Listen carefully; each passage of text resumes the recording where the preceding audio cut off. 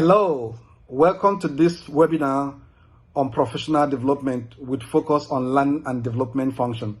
My name is Dr. Dixon, and I will be taking you through the next 30 minutes sharing some of the experiences I've gathered in the past 35 years in the HR space. I would like to share first of all some of the guidelines and some of the housekeeping rules that will enable us to get the best out of this period we are going to be spending together. Number one is I would suggest we get rid of every form of distraction. It may come from your television, the applications at the background running in your computer on your laptop, and also your cell phone. Put them in silent mode if you can, or switch them off for just the 30 minutes we're going to be sharing together. After all, you deserve the best. I will also suggest that you pick up your paper and pen. You might like to write things down that you will refer to at the end of this webinar. I know some of you are signing in from different parts of the world. We're going to wait in a few moments for others to join us. But I would also like to share with you that we have the chat box. If you look at the platform, there's a chat box there. Please use it to ask all questions that you might have during this webinar. Some of them I may answer during this period. Other ones I'll answer them at the end. And if there's anyone I'm not able to answer, I will send them direct to your email and give you my own suggested answer. So I know, keep joining. We're waiting for you just a few more seconds so we can start. I'm excited because I will have a very important information to share with you today. So keep joining. I think we're good to go. All right. I will start this conversation with an interesting experience between the CFO and the CEO of an organization. The CFO asks the CEO a question, and it goes like this: what happens if we invest in our people and they leave? The CFO asks the CEO, and the CEO answered, what happens if we don't and they stay? Very interesting conversation, isn't it? Let's put our discussion today in the context of global learning and development space. McKinsey Global Institute estimates that 14% of the workforce will need to switch occupational categories by 2030 as the world of work is disrupted. That was the research they carried out in 2018. 50% of the workforce activities are technically automatable by adapting to the current demonstrated technologies. We are in the era of the fourth industrial revolution. In contrast to the past industrial revolution, this one is driven by the adoption of technology at an exponential rate. Analytics, artificial intelligence, cognitive technology, and the Internet of Things are the new trends that drive the way business and the world of life, the world generally, is moving towards. Research done through LinkedIn found out that the main way for employees to be productive and achieve goals is for employers to provide them with the opportunity for continuous learning. For the learning and development function to drive the learning organization, it must have to develop capacity and capability. And one of the ways to do this is through certification.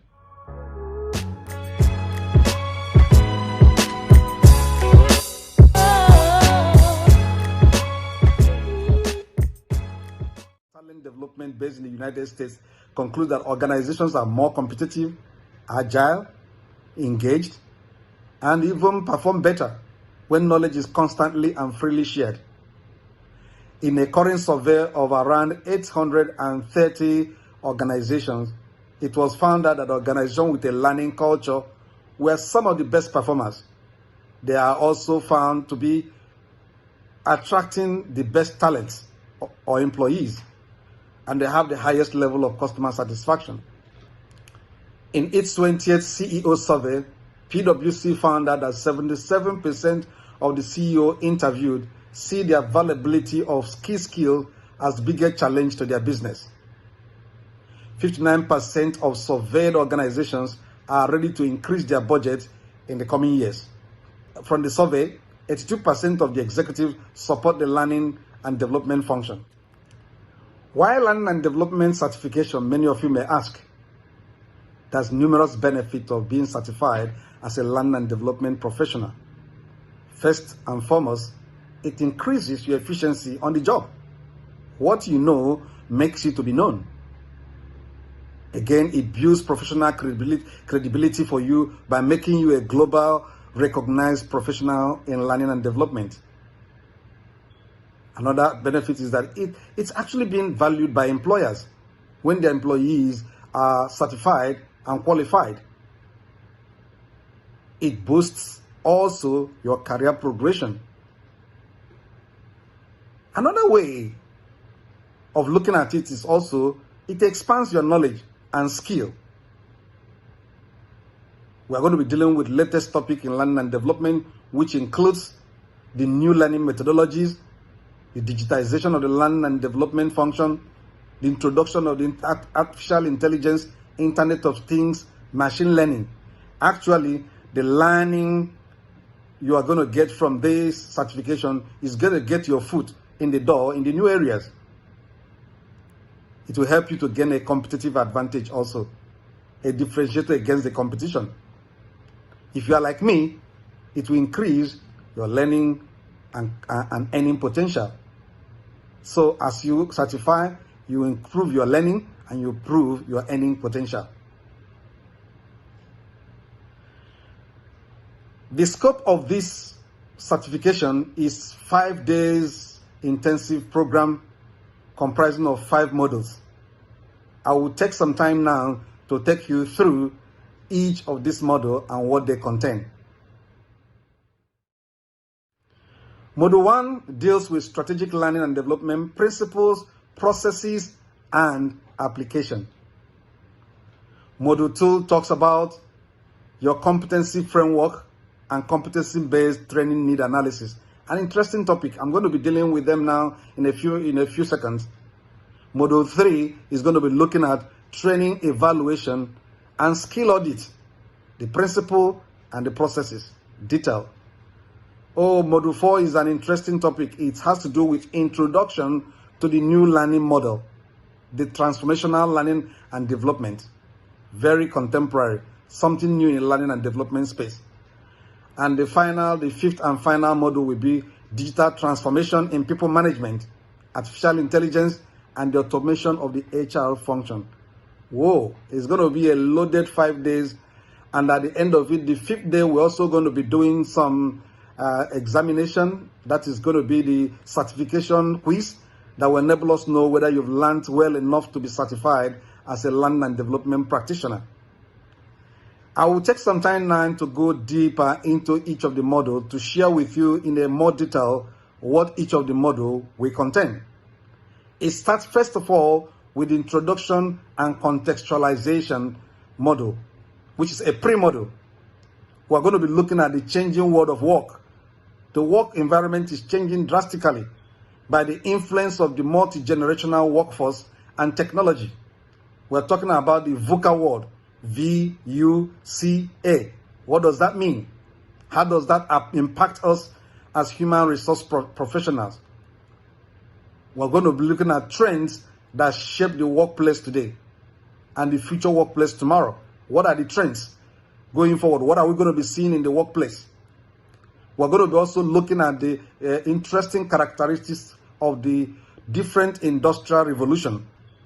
We're going to look at our traditional generic training cycle. For those of you who would like to go back to look at the fundamentals of learning and development, we're going to be looking at that, the generic training cycle. And we're also going to be looking at training alignment or learning and development alignment and integration. We're going to be looking at steps to aligning training with the business. If the training is not aligned with the business objective, we're wasting our time. How do we do that? How do we do vertical integration and horizontal integration? How do we do vertical alignment and horizontal alignment? What are the features of an aligned learning and development function? What are the critical success factors that we see in an integrated and aligned learning and development function? We're also going to be looking at change process cycles. Interesting introduction, just to set the space in motion for the whole of the other modules that are going to come.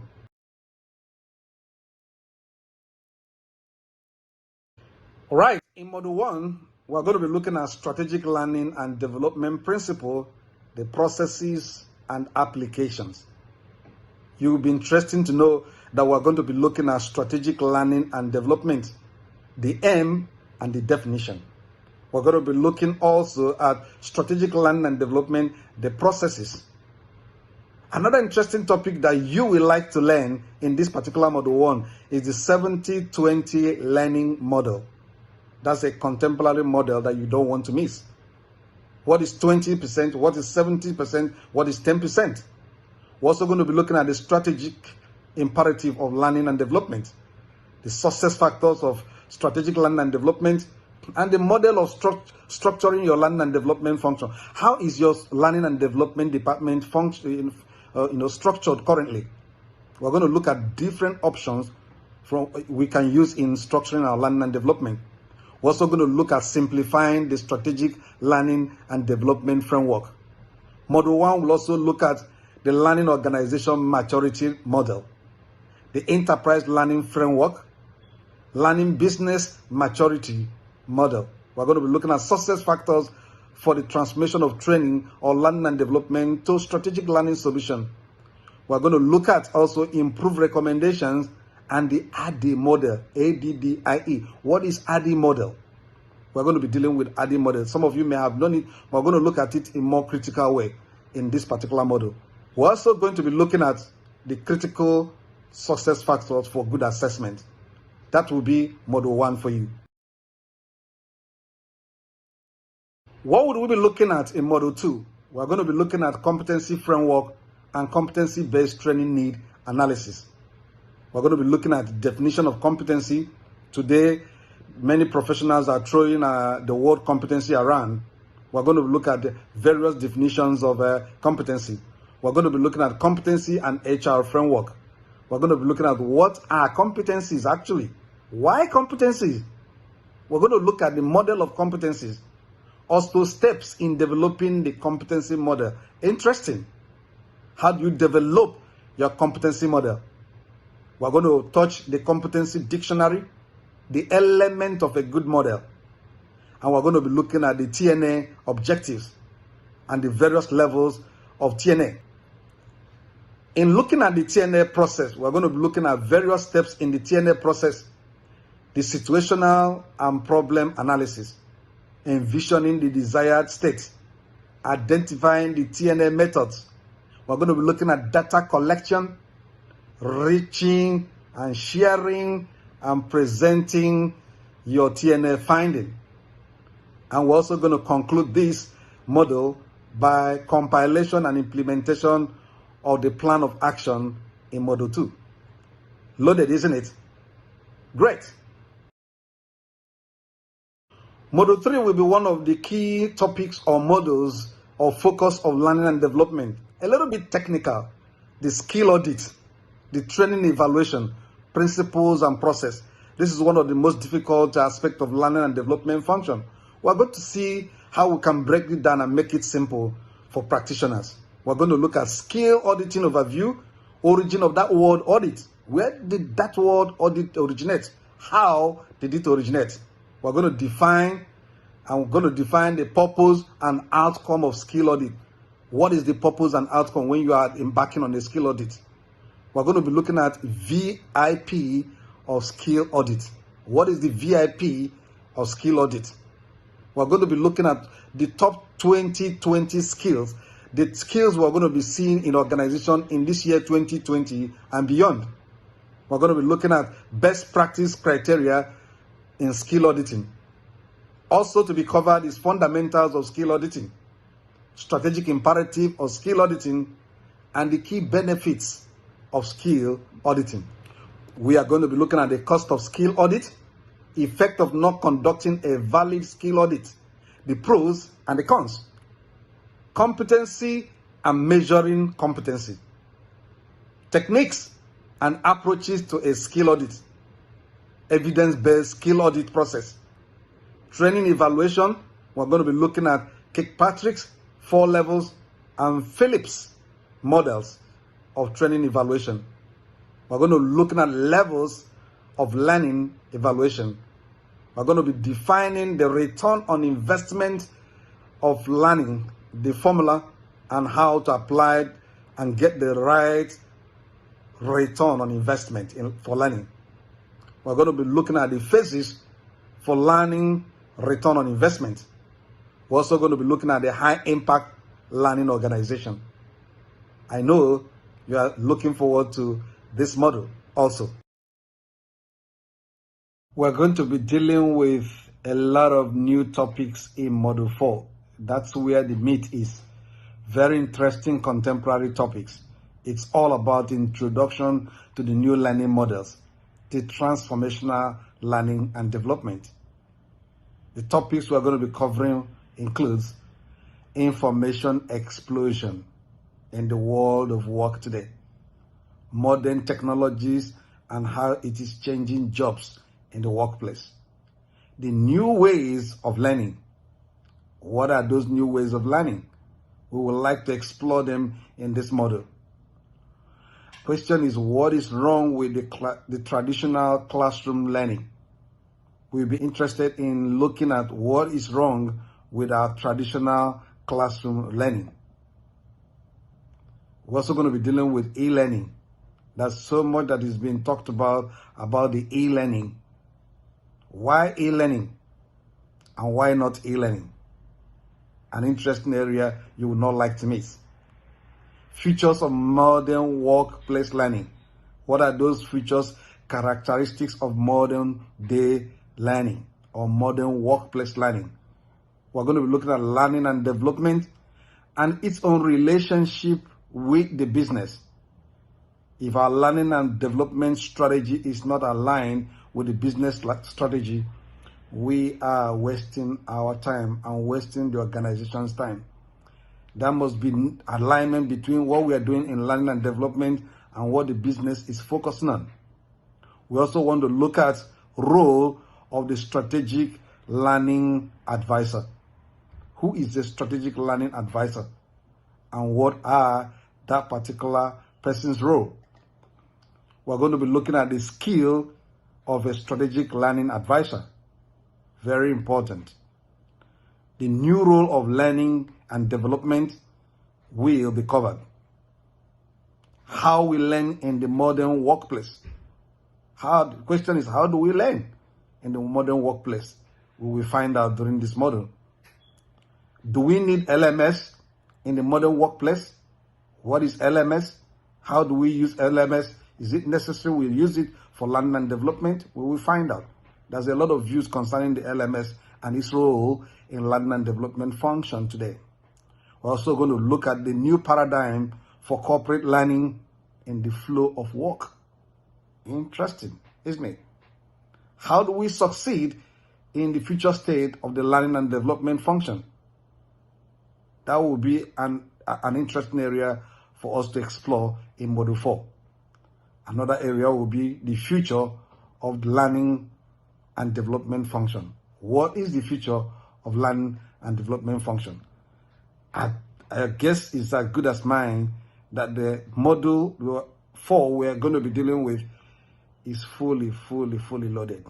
Very contemporary. The last and not the least is Module 5. And this is one of my very favorite topics because it's one of the trending topics in learning and development today.